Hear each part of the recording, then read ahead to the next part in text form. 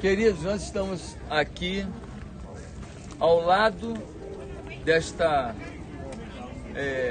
estrutura rochosa, né? Essa montanha aqui, que é o Areópago, um local onde os filósofos se reuniam para discussões filosóficas, para discussões sobre os mais diversos assuntos da vivência humana. E por que esse lugar tem uma importância muito grande para o cristianismo? Em Atos, capítulo 17, a partir do versículo 13, nós lemos assim: Mas logo que os judeus de Tessalônica souberam que a palavra de Deus também era anunciada por Paulo em Bereia, foram lá e excitaram as multidões. No mesmo instante, os irmãos mandaram a Paulo que fosse até ao mar, mas Silas e Timóteo ficaram ali. E os que acompanhavam Paulo o levaram até Atenas. E recebendo ordem para que Silas e Timóteo fossem ter com ele o mais depressa possível, partiram. Paulo estava em Tessalônica, pregou, quase foi morto, foge dali, está em Bereia pregando. O povo de Tessalônica sabe que ele está ali, vai atrás dele, e aí eles falam: Paulo, você tem que sair da cidade, vão te matar. Você já deu seu recado. Ele sai da cidade. Para onde trazem Paulo? Trazem Paulo para Atenas. Ele vem para essa cidade. E ele está aqui esperando os seus amigos, Silas e Timóteo, para que daqui sigam viagem. No versículo 15, nós lemos, no versículo 16: E enquanto Paulo os esperava em Atenas, o seu espírito se comovia em si mesmo, vendo a cidade tão entregue à idolatria. Paulo começou a andar por aqui e começou a ver o quê? O templo de Zeus, que vocês viram, e vários outros templos, Partenon e tantas outras coisas que ele foi vendo, altares a deuses pagãos. O sentimento dele foi alterado. A sua dor aumentou, porque ele viu uma afronta ao único Deus verdadeiro. E ele viu um povo perecendo, acreditando numa falácia, acreditando numa mentira, acreditando numa coisa que nunca lhes traria a bênção verdadeira. Deuses de pedra, deuses de madeira, deuses de gesso, e não deuses verdadeiros. E aí no versículo 17, lemos: De sorte que disputava na sinagoga com os judeus e religiosos, e todos os dias na praça com os que se apresentavam. Tem reunião na sinagoga? Ele ia para a sinagoga.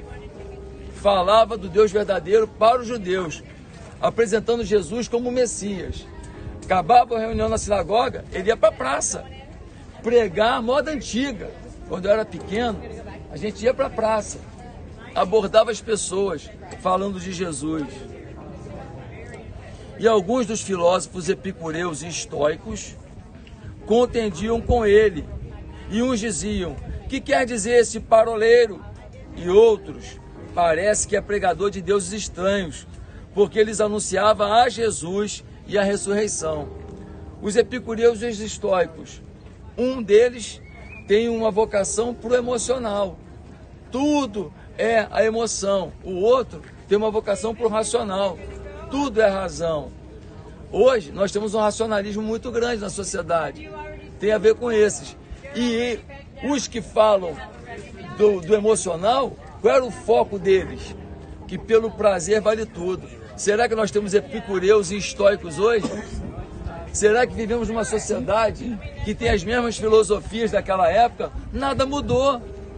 Uns falando que o prazer é o que vale e os outros racionalizando tudo. E esquecendo que existe um Deus que precisa ser vivenciado pela fé. Agora, olha o que acontece. E tomando Paulo, o levaram ao Areópago. Aqui do lado, ó. dizendo: poderemos nós saber que nova doutrina é essa de que falas? Pois coisas estranhas nos trazes aos ouvidos. Queremos, pois, saber o que vem a ser isto, pois todos os atenienses e estrangeiros residentes de nenhuma outra coisa se ocupavam, senão de dizer e ouvir alguma novidade. Paulo provocou uma revolução na cidade. Está todo mundo falando da pregação dele sobre Jesus e a ressurreição. E estando Paulo no meio do Areópago, disse: homens atenienses, em tudo vos vejo um tanto supersticiosos. Em outras versões diz assim: em tudo vos vejo muito religiosos. Porque passando eu e vendo os vossos santuários, achei também um altar em que estava escrito: ao Deus desconhecido. Esse, pois, que vós honrais, não o conhecendo, é o que eu vos anuncio.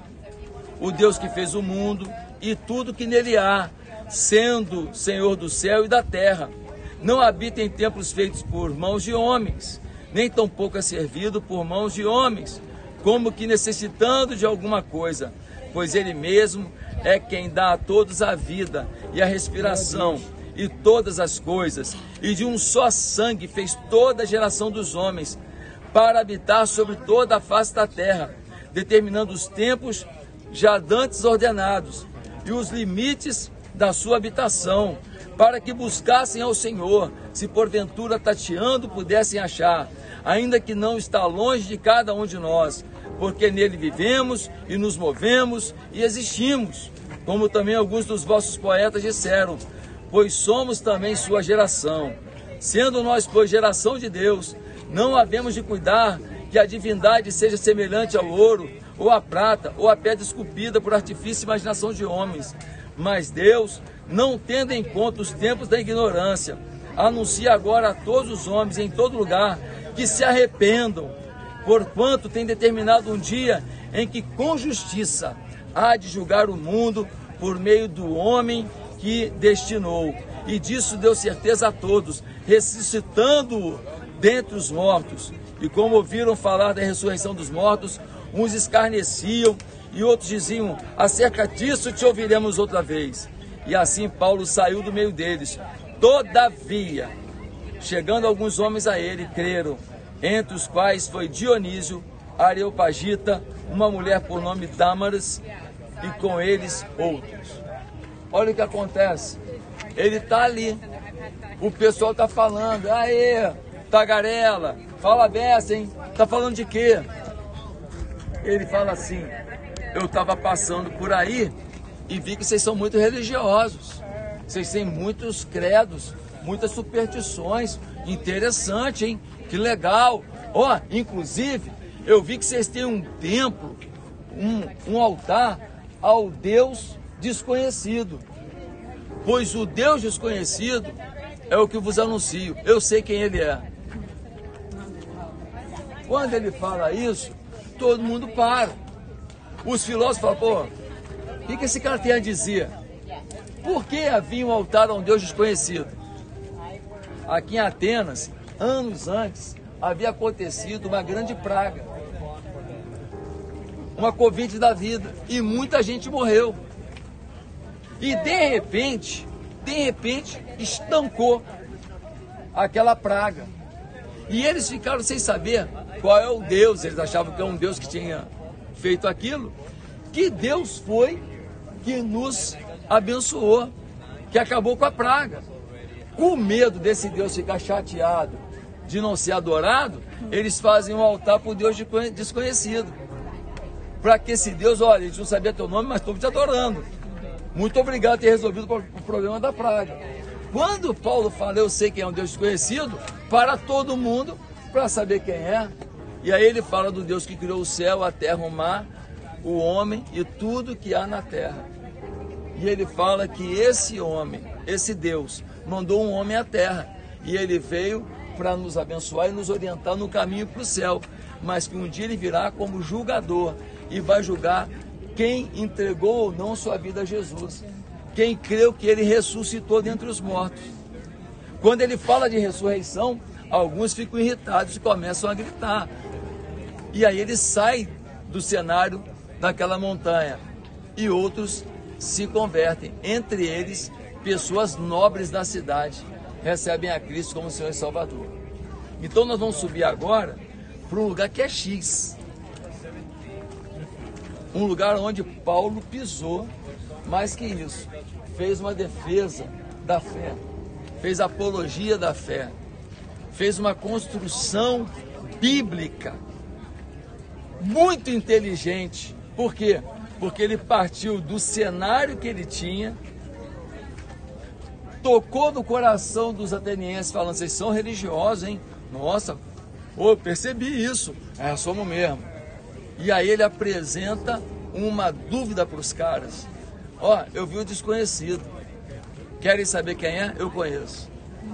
E quando ele faz isso, ele captou a atenção de toda a audiência e anunciou o evangelho aqui em Atenas, e o evangelho ficou. Hoje, Atenas tem, a Grécia, 90%, eu acho, de pessoas ortodoxas. É um tipo de catolicismo diferente, né? Tem a igreja romana e a igreja ortodoxa. Infelizmente, a maior parte não sabe nem que livro que tem na Bíblia. Um povo secularizado. Mas a semente ficou. Tem muito ortodoxo que com certeza acredita em Jesus e que ele ressuscitou dentre os mortos e que ele vive estar e voltará para arrebatar o Senhor. Amém. Que Deus nos abençoe. Amém. E que possamos agora pensar no nosso papel como evangelistas. Que possamos pensar em que inteligência estamos usando para falar de Jesus para as pessoas. Se estamos sendo criativos, inteligentes, ou se estamos sendo idiotas, bobos, e entrando na discussão da provocação que fazem para a gente. Não temos que discutir com ninguém evangelho. Evangelho não se discute.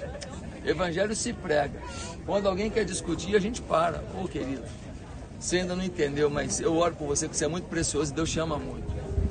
Evangelho te prega. Quando começaram a gritar com ele, ele saiu, deixou o recado. Alguns vendo até a postura dele se converteram. Então que Deus nos abençoe, que cada um de nós seja um pregador do Areópago, inteligente, articulado, valorizando quem vai ouvir de alguma maneira para que ele seja cooptado em atenção para ouvir o recado do Evangelho. Amém? Vamos orar? Pode terminar aí. Vamos orar.